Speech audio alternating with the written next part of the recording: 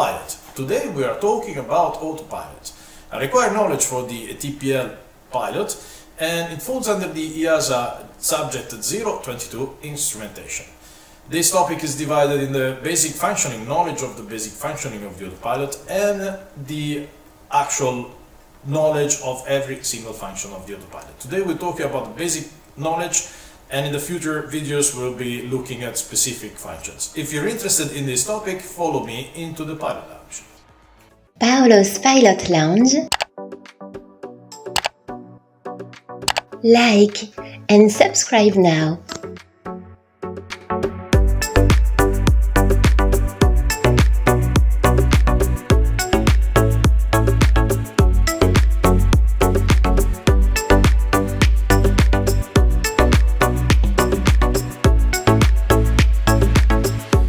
Today we're discussing about the autopilot. This is part of the instrumentation topic, so it's part of the required knowledge of a professional pilot for the basic TPL knowledge. And autopilot is, as I just said, is part of the basic instrument general aircraft knowledge. All autopilot more or less works the same. Of course, the function will get different name, and today we will discuss some of this function. But first of all, we have to discuss what the autopilot is and how does it works. Now, before getting too much into the detail, I shall ask you for the like and subscribe to my videos. As you very well know, YouTube is promoting some payment content. I'm trying to keep this channel as much as possible on the free contents only. I don't know if it's going to be possible, but of course your help in this area with the like and subscribe, sharing this video with your friends will help me in keeping this channel completely free for you. The second point is that there is a disclaimer to my video, so I kindly ask you to be familiar with the disclaimer to what is said. But my disclaimer, I always remind you that this video shall be used in conjunction with the detailed data that is given to you by your instructor, in this case your ground instructor. And of course, the last point, the information that are given here has to be studied by you, verified by you, just an help, as I'm doing with in this video. I'm using Flight Simulator and trying to understand how the system works. Well, I suggest you do exactly the same. Go and play with Flight Simulator and see. I'm not promoting any specific software. I'm just saying use whatever simulator to try to understand how does the autopilot work. Sometimes there do difference, especially when we come to the autopilot reversion, which will not be discussed in this video. So the autopilot reversion, yes, definitely strong difference with the video games, but still the video games can give you a very good idea on how the normal operation of the autopilot is working. Good, let's start first of all with some introduction of the autopilot. Why you keeping me waiting?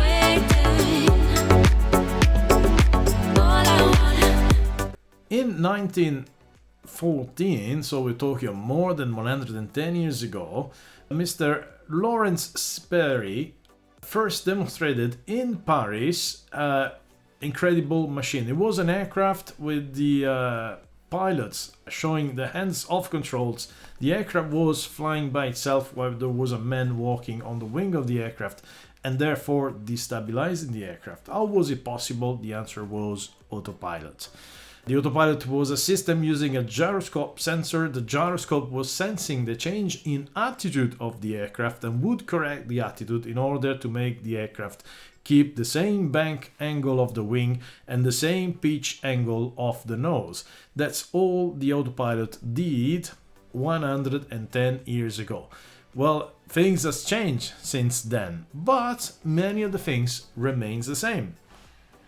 All in all, for the autopilot, we are looking at what is called a closed loop system. What is a closed loop system? Well, it's a system where the output, so the output is going to be the position of the elevator, okay?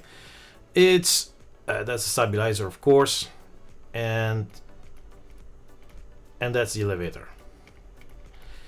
Well, its position, let's say it's 0 degrees because we're not changing the pitch of the aircraft. Its position is part of the feedback to the motor. This is a motor that controls the elevator, okay?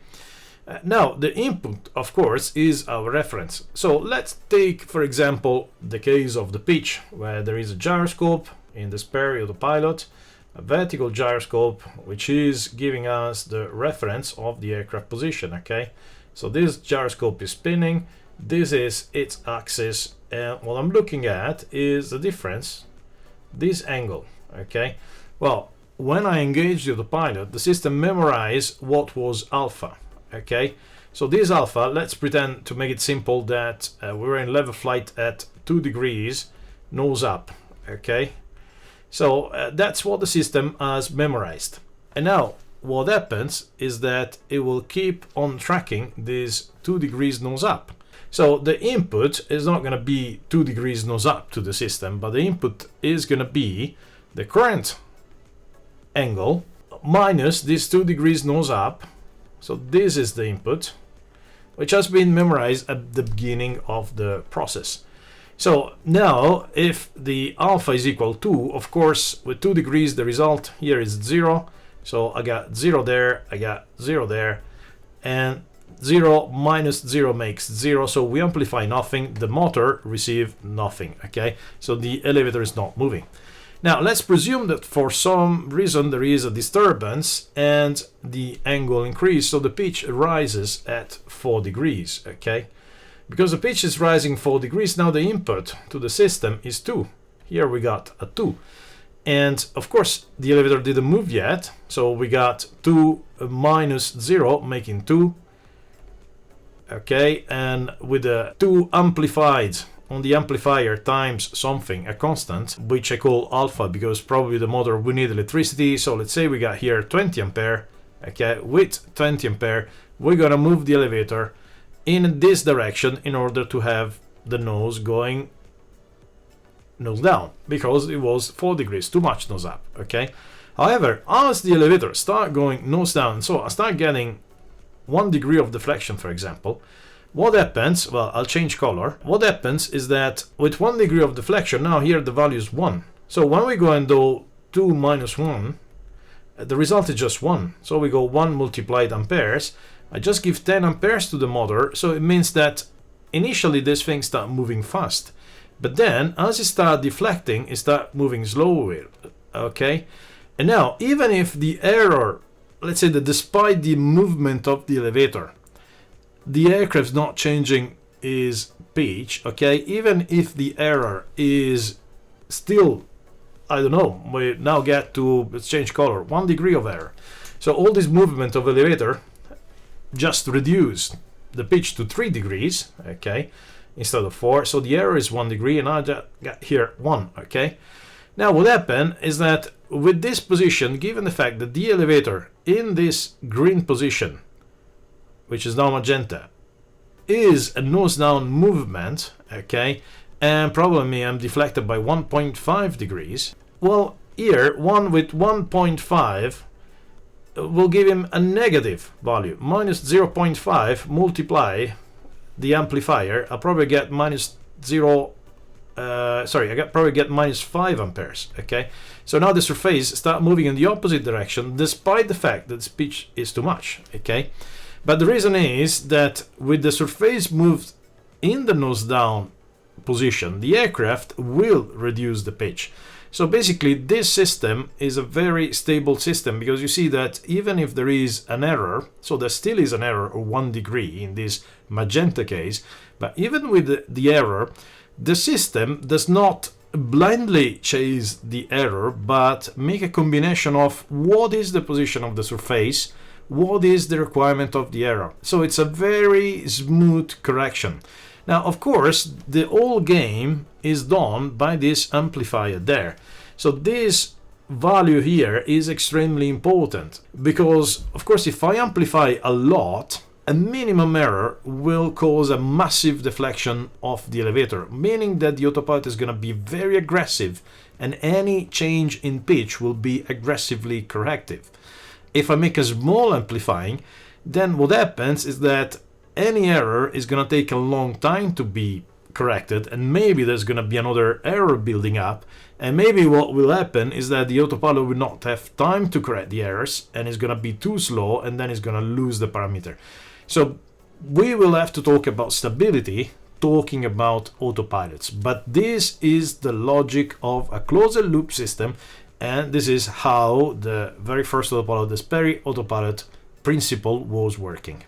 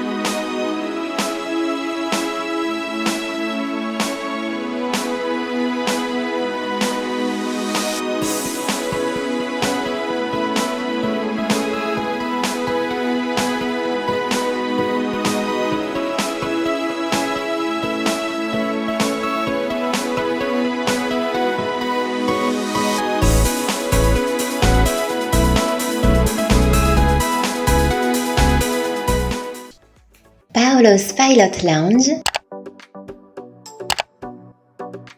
Like and subscribe now.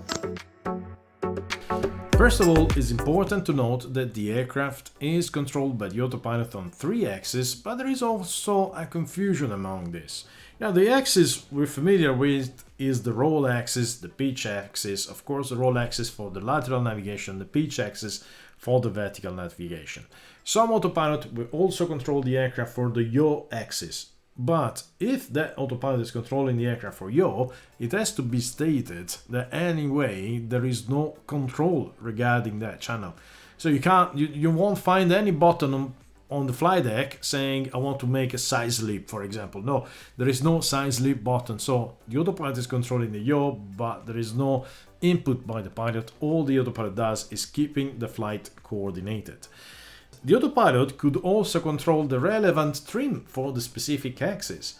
So now, if we have to make the comparison, for example, the Airbus is an aircraft where the autopilot is controlling the aircraft on the 3 axes and is controlling not only the flight controls or the primary flight controls, but is also controlling the trimming of the aircraft on the 3 axes. So there is automatic trimming on all axes.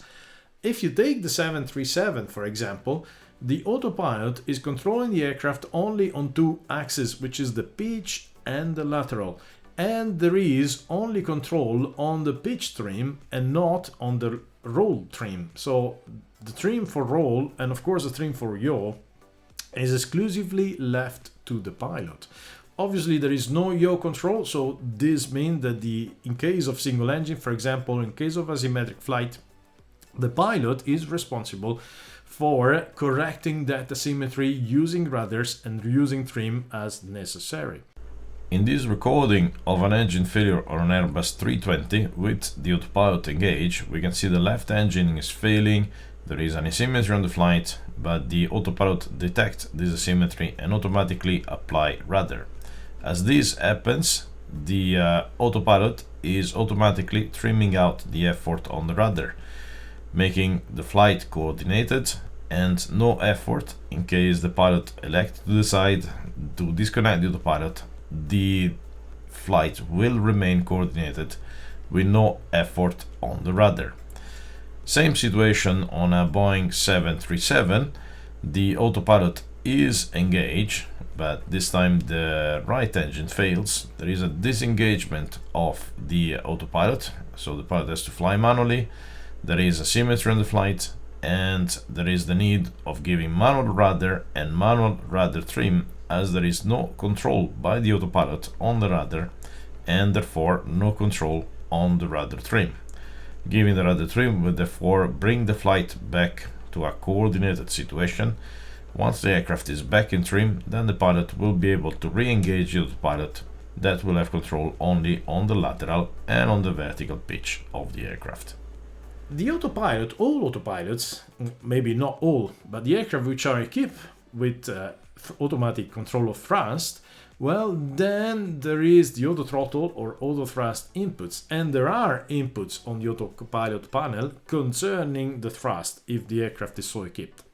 So yes, we are controlling the aircraft on 3 axes, and mentally the 3 axes we control the aircraft on is the lateral, the vertical, and the thrust. We don't get any control concerning the yaw, even if your autopilot has yaw control. And remember that your autopilot might or might not trim on that specific axis. Why am I insisting on this? It's because if your autopilot is not trimming on a specific axis, I used to fly a general aviation aircraft which only had lateral, aileron and pitch control. On the primary axis didn't have any pitch trim. Well, it was a light aircraft, so the range of speed was so small that there wasn't the need to have a pitch trim automatic control. Now, what would happen is that, of course, if I would fly a very low speed and then I would accelerate, the aircraft was remaining trim for the previous speed, which means that when I disconnected the autopilot, there was a strong effort on the control, because obviously the autopilot has corrected that missed trim condition, but I never manually trim. And because you're not putting any effort on the controls, of course you cannot trim out any effort. So you will discover that there is an effort on controls only when you disconnect the autopilot. On larger aircraft, a stub out of trim light will illuminate if the autopilot is unable to move the stabilizer, therefore advising you that at the moment of the autopilot disconnection there will be a strong effort on the controls. Why you keeping me waiting? All I want,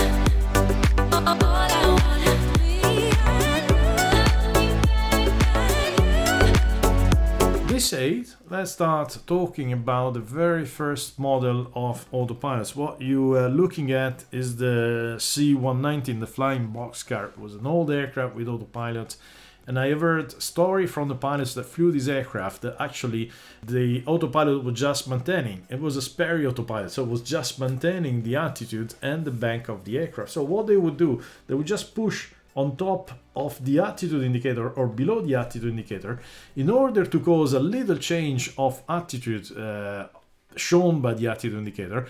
And because the Sperry autopilot was tracking the constant attitude, the aircraft was climbing and descending, the autopilot was climbing and descending in the attempt of keeping the same attitude. So basically the pilot would control the altitude by pushing on the instrument panel, by pushing on the attitude indicator, and having the aircraft climbing and descending, because all the autopilot did was maintaining the attitude. Same thing for the bank. All the autopilot did was maintaining the bank. But if you think about the nothing that there was before, you know, if you think about what was before this aircraft, which means no autopilot, no automation at all, well, the bombers, they had to cross the ocean, maybe nighttime, staying hours and hours on instrument, just maintaining straight and level flight. And that was really a dangerous job because it was extremely repetitive and extremely prone to mistake, especially with the instrumentation they had at the time. It was really a dangerous task to maintain constant bank and attitude. So the autopilot was a great invention indeed. Well, the time went by and the autopilot improved. The DC-930 or the DC-9, the Super 80 later on, were definitely a revolutionary aircraft, and they were fitted with a much more modern autopilot.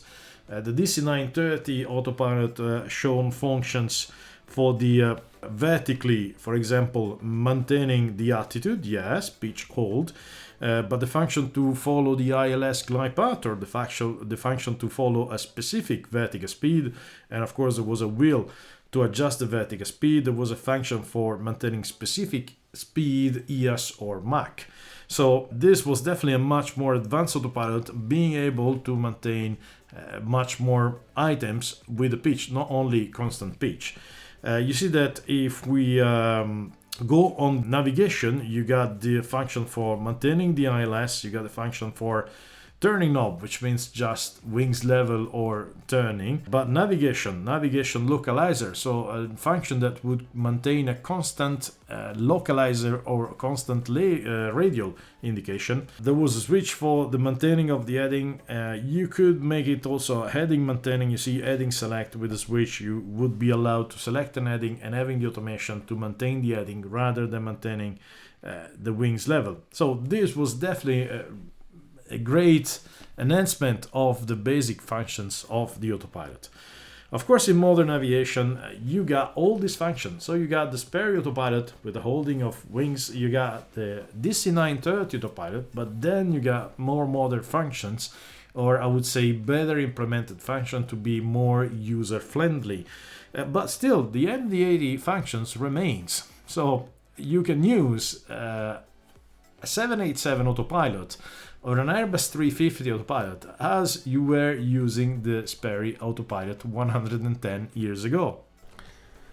Now, because of the increased complexity of the reference parameter, it might be that a simple servo mechanism as we described for the simple Sperry autopilot might be not enough anymore. In fact, before we were considering that the aircraft would start basically from a gyroscope, a reference value, and the pilot were not able to change this reference value. So the autopilot was engaged with a given angle sensed by the gyroscope, and this given angle would remain the same and would never be changed. Okay. Now let's take, for example, the situation where the pilot instead can select an heading. So this is the current heading, and the pilot can select the heading. That's the aircraft, okay, with the aileron now deflected at 0 degrees, and now the pilot selects the heading here at 90 degrees, okay. If instead of feeding the angle of the gyroscope, I start feeding the difference in angle, so 90 degrees, what I get there is 90 against the 0, and now the servo amplifier give a very strong value. Now even if I reduce the servo amplification, what happens that even when I get the aileron deflected, the maximum deflection, let's say 30 degrees of deflection, okay, which is even a lot for an aileron, but even if I would have 30 degrees there, still I would have 60, and I would have the motor commanding a further deflection beyond the maximum deflection of the aileron. So the system wouldn't be working, and what would happen is that the aircraft would start rolling continuously, making loopings basically.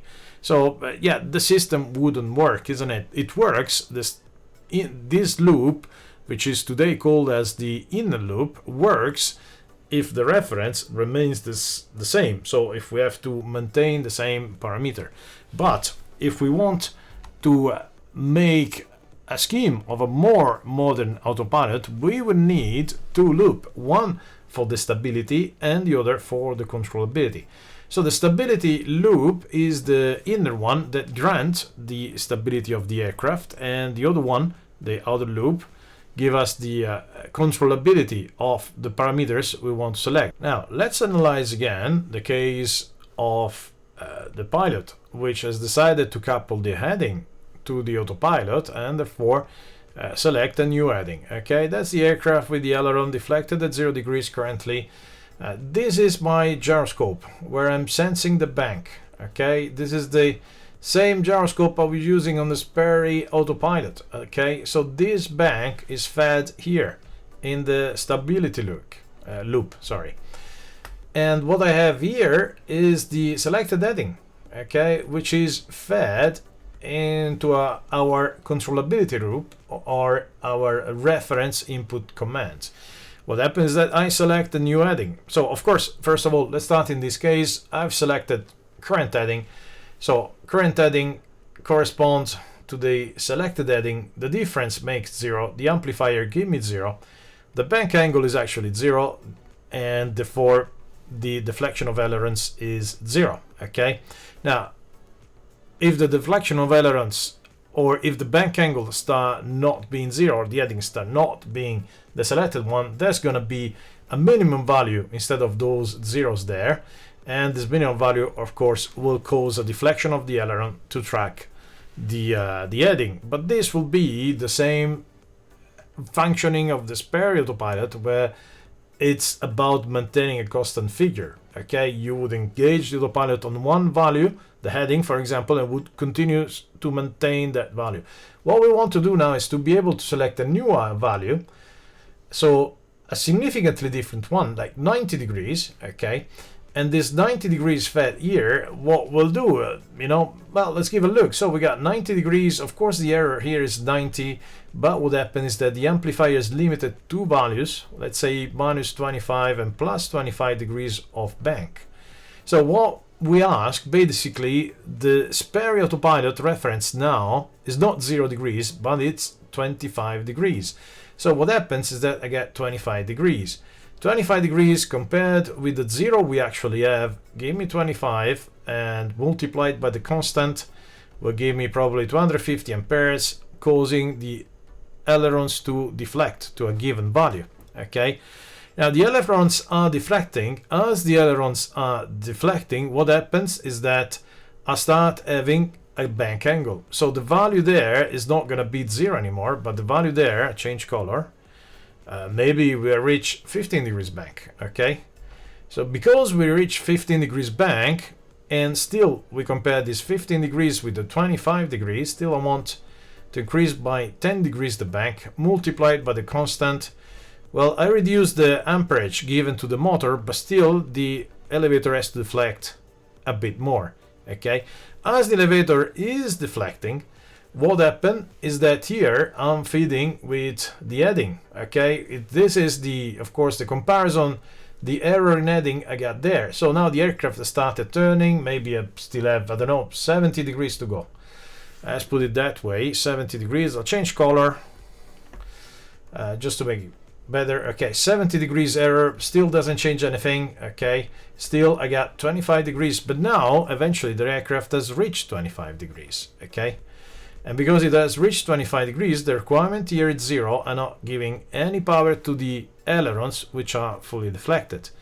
Now, as you very well know, if you keep deflecting the ailerons, you end up doing a looping. So at some point you will have to reduce the deflection. And in fact, what happens that while still I have 70 degrees, in a moment, because the bank angle will increase above 25, let's say it's going to go like 28 degrees, okay, and still I'm requiring 25, now the error is minus 3, okay, so I'll start giving a negative current in order to reduce the deflection of the aileron. Okay, now this negative current is reducing the aileron deflection. Let's say that right at this moment there is a disturbance, and because of this disturbance, the bank angle actually, instead of reducing, keeps increasing. Okay, and I get to 32 degrees in bank angle. Okay, now this bank angle is very large, but again, even if the heading is decreasing, now we've got 60 degrees to go to the end of the turn. Okay, here I'm still asking for 25.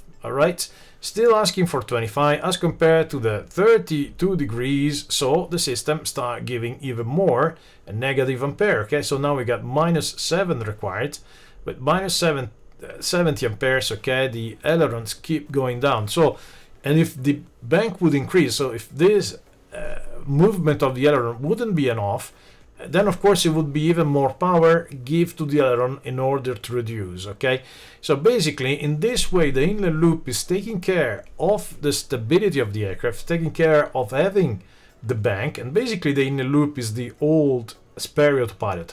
What we did is to create this part here, this portion here, the outer loop.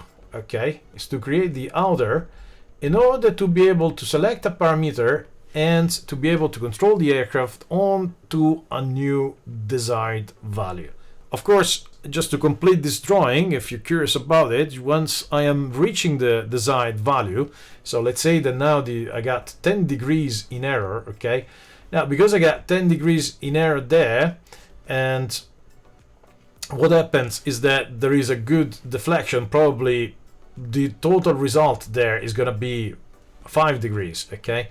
5 degrees against the actual 25 degrees bank that I should theoretically have, giving a minus 20, giving a negative power to deflect the ailerons in the opposite direction and makes the aircraft roll wings level, okay? So obviously this system will work once we have reached the desired value, okay? So this two-loop game has been used in modern autopilot in order to allow a parameter control and in order to allow to maintain the stable autopilot functioning that the Sperry autopilot historically had. We have to talk about precision and stability, which are two things that goes one against the other. Now, as you can see in this picture, you have a ball which is inside a bowl, or a ball which is on top of a cup, or a ball which is on a flat surface. And this is the example of an unstable object or a stable object, which will have tendency to remain in its initial position, or an object with neutral stability. Now, the autopilot must have both the unstable behavior and the stable behavior. Stable behavior because once I inserted a parameter, I want the aircraft to remain stable on that parameter. And unstable is because when I change that parameter, I want the aircraft to quickly change its stability, to quickly change its parameter and move to the newly selected parameter. An excessively stable system would be unable to steer the aircraft, for example, on a newly selected heading. So what I have to look at in the autopilot is how much aggressive is the autopilot to maintain the selected parameter. And once the selected parameter is selected far away from the current parameter, how aggressive is the autopilot to get onto the new parameter, because if it's too aggressive, it could overshoot and it could lose control of the heading, for example, while turning left and right.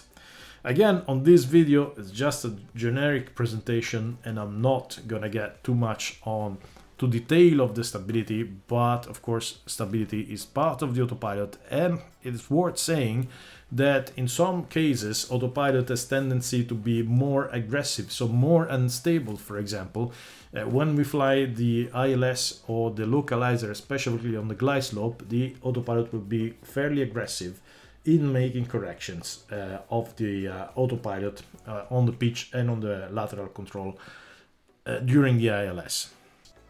Paolo's Pilot Lounge.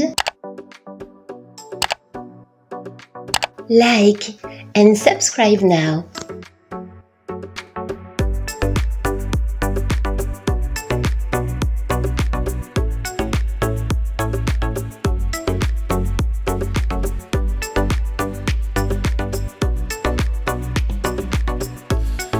It is important to make the difference between FMGS and FMS. Now, in the FMGS fitted on the Airbus aircraft, the guidance system, so the FMS, includes a flight guidance computer, and this gives to the FMS the name of Flight Management and Guidance System, because yes, the computer provides guidance as well and not only navigation.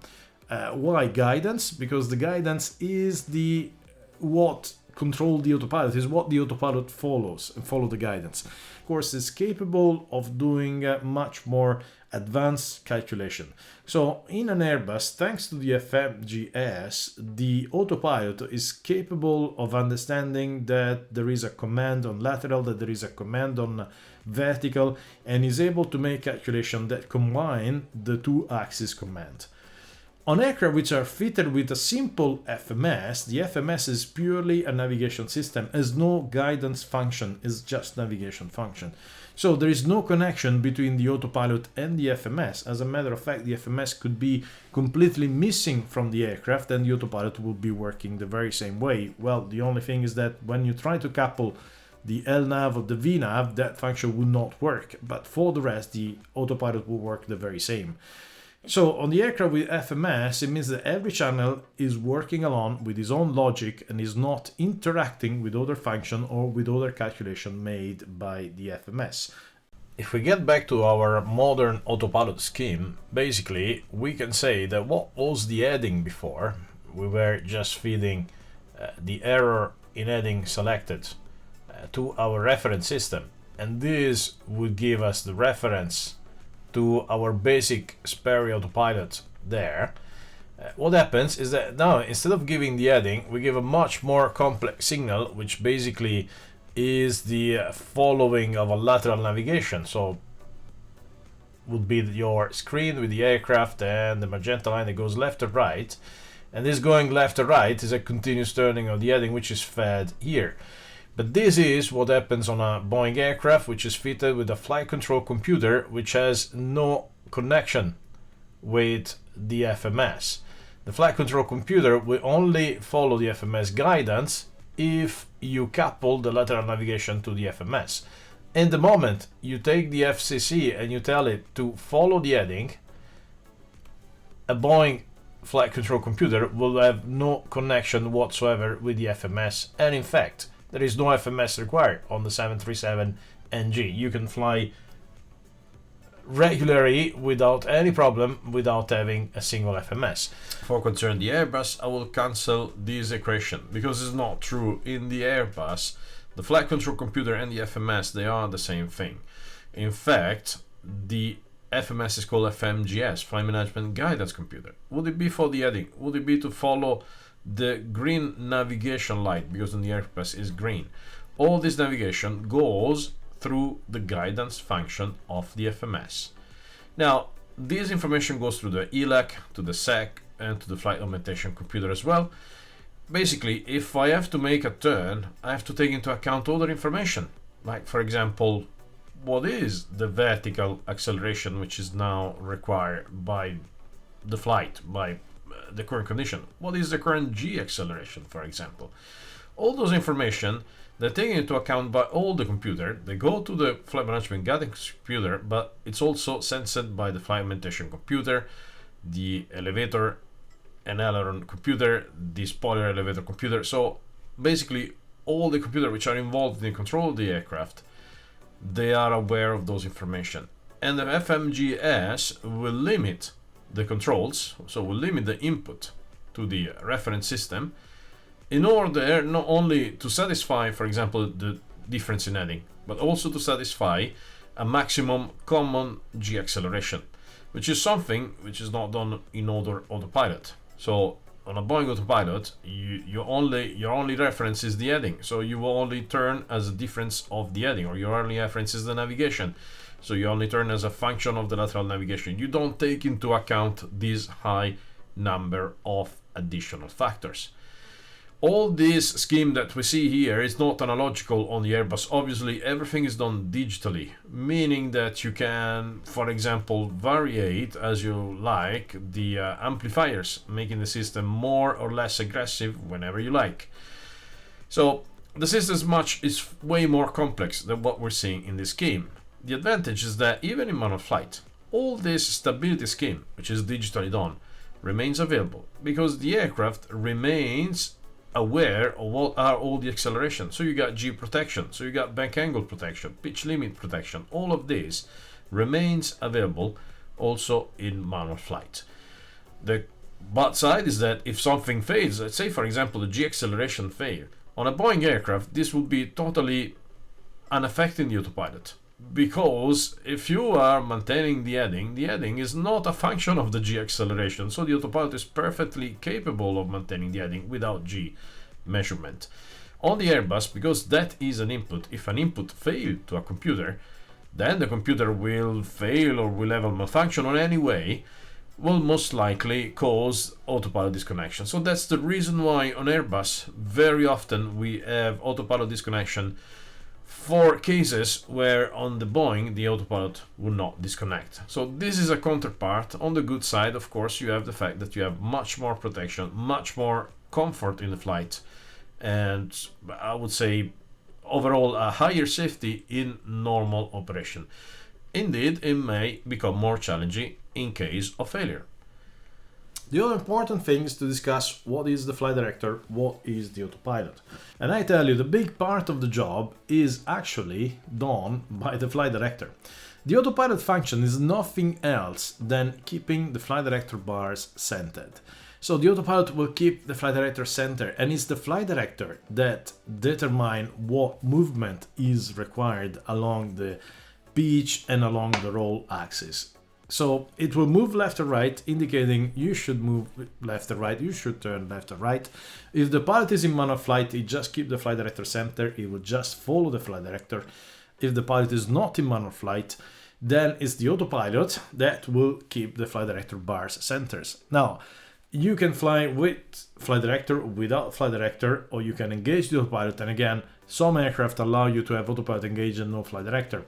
This doesn't make sense because, as I said, flight director is an integral part of the system, and for example, having the autopilot engaged and seeing a flight director which is not centered will be an indication of a technical malfunction, like could be, for example, flight control malfunction where the autopilot is trying to make a turn or to make a change in pitch and it can't because of this malfunction.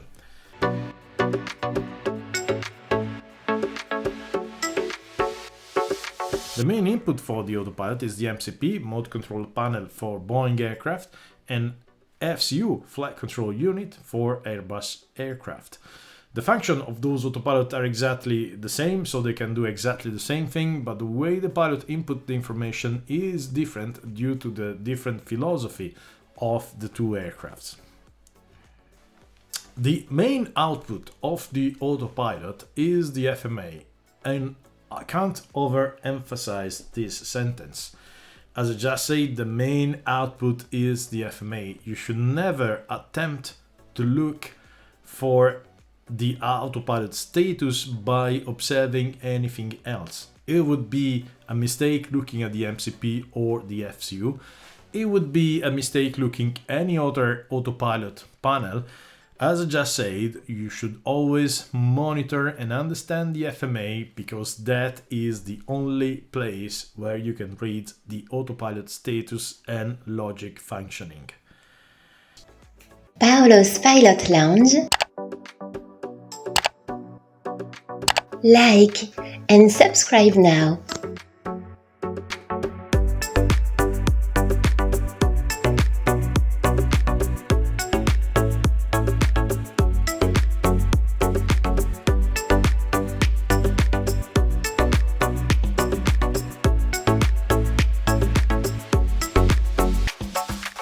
Another important thing is to describe what are the flight control. It's not the purpose of this video to get into the detail of the different type of flight controls, but it's worth saying that obviously the autopilot must be constructed appropriately for the type of flight control. Would it be hydraulically assist? Would it be a fly-by cable? Would it be a fly-by-wire with electronic input? The autopilot must be designed for this type of control. And most importantly, we have to think about the trimming system. If the autopilot is trimming on that specific channel, the trimming system is an important part of the automation construction. Before we continue with the autopilot function, we might discuss about what is the control with steering, TCS and Sync function. Now, the control with steering is a function of the autopilot. So the autopilot remains engaged and the autopilot actually controls the servos of the aircraft. So the servos that move the flight controls of the aircraft. During control with steering, however, the pilot uses the control wheel, so the yoke, by selecting the pitch or selecting the roll, and the autopilot will maintain the bank angle or the pitch angle that the pilot has inserted on the flight control. So it's a pure autopilot function, is a full autopilot function where the autopilot is controlling the aircraft. Is basically the Sperry autopilot system with manual selection of the attitude and the bank angle that the pilot wants to maintain. Alternative to the control with steering, you might find the Sync button or TCS button. The two systems are basically identical. During TCS, the servo motors, touch control steering TCS, the servo motors are temporarily disconnected, so the pilot has to press and hold the TCS button on the control yoke. While this button is disconnected, the servo motors are disconnected, but the autopilot is still producing its calculation and is still sending the output to the servos. However, the servos are disconnected and the aircraft is flying manually as if the autopilot is disconnected. So there is a technical difference between control with steering, where you got the Sperry autopilot, and the TCS, where you are actually flying manually. However, when you release the TCS button, the autopilot servos are powered again and the autopilot will regain control of the navigation. The sync button has exactly the same function of the TCS, so it temporarily disconnects the servos. However, what happened is that the synchronization of the servo is changed. Which means that in one case the flight director might follow you on your movement, so it's like if the autopilot thinks that because its job is to follow the flight director, that the flight director is in that position, so the autopilot is following the flight director, and in the other case the flight director will not be following your control. So in one case you still have the flight director available and you can manually follow the flight director if you wish. Doesn't make sense, release the TCS and you will follow the flight director automatically with the autopilot. In the other case, with the sync button, you will press and the flight director most likely will follow you.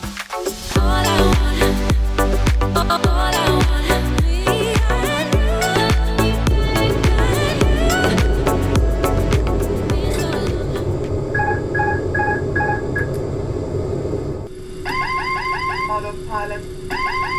Autopilot. With this, we're nearly closing our discussion about the autopilot. There is just one last item we have to talk about, and is how do I disengage this thing? Well, the autopilot disengagement is not an easy thing, because there is a lot of talk about the disengagement of the autopilot. First of all, there is a problem which is connected to the hard over. What is the hard over? Well, the autopilot is applying force on the flight controls, and obviously there is a bit of philosophy and discussion about what should be the maximum force that the autopilot can apply on the flight controls. You understand that if you have a flight technical problem, having an autopilot that can put a strong effort will strongly relieve the pilot for having such strong effort in the flight controls. At the same time, if I have an autopilot that can put like an effort of, let's say, 25 kilograms on the yoke, if the autopilot is engaged, I will not know that the autopilot is using 25 kilograms. So when I disengage the autopilot, I will have 25 kilograms of the yoke coming back, and I have to push probably with all my force to produce 25 kilograms. Probably I will lose control of the aircraft. So the hard over is a limit weight that is applicable to the autopilot. Now we said the stub out of stream light, what is the function? And if I have the stub out of stream light, that's exactly what the stub out of stream light means. It means that when I disconnect the autopilot, I could have a strong effort on the control. So I really have to apply a lot of force because I don't know what's going to be the movement of the yoke on the pitch when I disconnect the autopilot. So generally speaking, the autopilot is limited to a given amount of weight so that the autopilot will disconnect if there is an effort on the flight controls, not because the autopilot itself is technically unable to control the aircraft with a stronger effort, but because if there is an effort which is increasing on the flight controls, it's better to disconnect the autopilot at a point or in a moment where the pilot can still control. So if I disconnect the autopilot when there is 5 kilograms of effort on the aileron, I will see the autopilot disconnection, the aircraft will roll away, I'll instinctively take the yoke and turn, applying this force of 5 or 6 degrees because there is an increasing force, and I will do this in a moment where I can still do it. If the autopilot will disengage, or if I would myself intentionally disengage the autopilot, when there is an effort, let's say of 100 kilograms in rolling the aircraft, probably I won't be able to produce this effort and I will lose control of the aircraft. So this accidental disconnection of the autopilot and the hard over problem is a significant discussion. In some cases, some aircraft could put a very strong effort on the flight controls, and adequate use of the automation in critical phase strongly helped the pilot in sorting out difficult situation. For what concerns the disconnection of the autopilot in normal configuration, we first of all have to describe that there are two ways to disconnect the autopilot. One is the so-called designed way. The designed way is nothing else than the autopilot disconnect button, which is the priority button for the Airbus or the autopilot disconnect for the 737. I mean, even on the Airbus is named AP disconnect, so that's what disconnect the autopilot. Now, there is a certification difference which does not apply anyway for the 737, but there is, I would say, a fairly disappointing certification for the autopilot disconnection through the design method, because this demonstrated in time to be a very weak certification criteria. And the criteria is that when the autopilot is disconnected via the certification method, the only requirement is that there is a warning issued to the pilot and a sound which is double sensory, so it means audio and visual, for example, or vibration and audio would be something like that, but do two sensors. So normally it's an audio, is a siren, and is a visual light blinking that tells you that the autopilot is disconnected. And this is the requirement. It must sound for at least 3 seconds, and that's all it is. So there's been many cases where the pilots in a situation of high workload situation, they unintentionally disconnected the autopilot through the design method, and the autopilot only sounded for 3 seconds, and none of the pilot on board realized that the autopilot was actually accidentally disconnected. So this certification is a threat because there is no confirmation by the pilots that that disengagement was intentional. For what concerns the disconnection of the autopilot through a non-designed method, for example, pressing the autopilot engagement button when the autopilot is already engaged will cause the autopilot to disengage, or forcing a force, applying a strong force on the flight controls when the autopilot is engaged, this will cause the autopilot to disengage. But this is not a design method. It is expected that if the pilot suddenly applies a strong force on the flight controls, it means that they saw something, a sudden danger, and as instinctive reaction, he took the flight control and he moved the flight control to the full throttle. And for this reason, the autopilot disconnection will sound and will continuously sound until one of the pilots confirms that the autopilot has been disconnected. That is supposed to be not an intentional disconnection, or maybe it was intentional, but anyway, the other pilot must confirm that the pilot was intentionally disconnected. If we take the 737, the logic is different, but this does not respect the criteria of certification as established by the EASA. Now, the MD-80 and the 737 disconnection is what I definitely like more, because whenever a pilot disconnects the autopilot, the siren will sound for at least 3 seconds, and it's impossible to silence. After 3 seconds, the siren will only be silenced when the pilot disconnects the autopilot again. So press a second time the autopilot disconnect button. In this way, we ensure that both pilots in the flight deck are aware of the autopilot disconnection because they heard the sirens.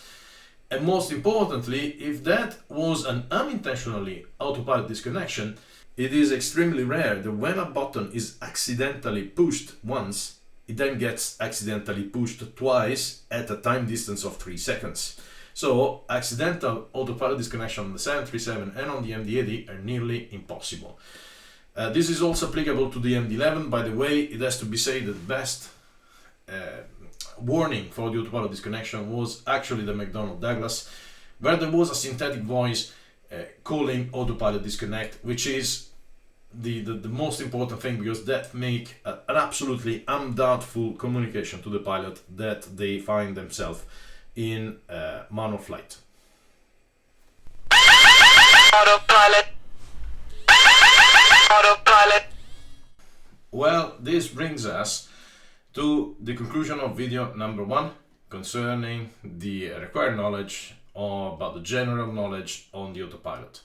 I totally understand that this knowledge is more than what is generally required to properly operate an autopilot, but we must understand that a pilot, a professional pilot, that has knowledge on how the system works and what's behind the logic of an autopilot will have more capacity more understanding on what is a closed loop, what is the slaved parameter, and what will happen if the system that provides that slaved parameter will fail, especially if the autopilot is slaved to the specific parameter, like could be, for example, a data computer 1 and the autopilot is coupled to the data computer of the captain. Thank you for watching the video, and thank you once again for the like, subscribe, for sharing this video with your friends. We'll come back soon with the description of the lateral mode and the vertical mode, so stay tuned. See you soon. Paolo's Pilot Lounge. Like and subscribe now.